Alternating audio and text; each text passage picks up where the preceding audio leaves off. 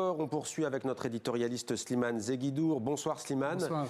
La question qu'on a envie de vous poser, elle est simple. Quelle est la morale de l'histoire? Elle est évidente. C'est que le recours à la force brute, quand bien même serait-elle la force des États-Unis, la plus grande armée du monde, pour régler un problème, non seulement ne règle pas le problème, mais par la destruction qu'elle sème et la dévastation, non seulement crée des haines pour une génération, mais donc crée plus de problèmes qu'elle n'en résout.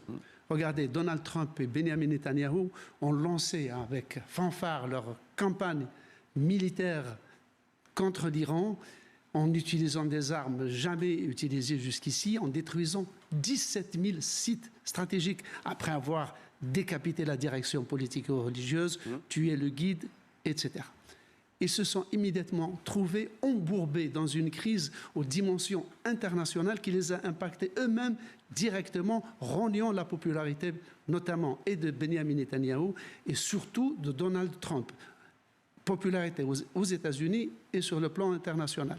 Résultat, ça nous donne cet accord qui fait que les États-Unis eux-mêmes consacrent l'Iran, hier encore État paria, protecteur des terroristes, le consacre comme un acteur majeur au Moyen-Orient, comme un adversaire respectable et peut-être même comme un futur partenaire pour gérer les affaires du Moyen-Orient. Ça réhabilite aussi la diplomatie comme moyen classique et éprouvé pour régler des problèmes par la concertation, la négociation et le compromis.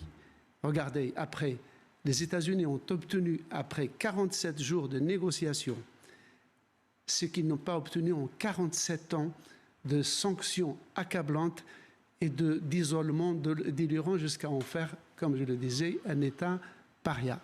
Et surtout, au bilan, si on regarde ce protocole d'accord, il est infiniment plus favorable à l'Iran que ne l'était l'accord conclu en 2015 sous les auspices de l'ONU, que Donald Trump lui-même avait dénoncé et rejeté parce que, disait-il, cet accord faisait la part trop belle à l'Iran. Eh bien, le même Donald Trump offre aujourd'hui des privilèges à l'Iran qui n'étaient même pas espérés par la République islamique. Merci beaucoup Slimane. Le vice-président américain J.D. Vance annonce que ces négociations débutent ce jeudi même, avant donc d'autres discussions dès demain en Suisse. Mais on le rappelle, prudence, tout est fragile.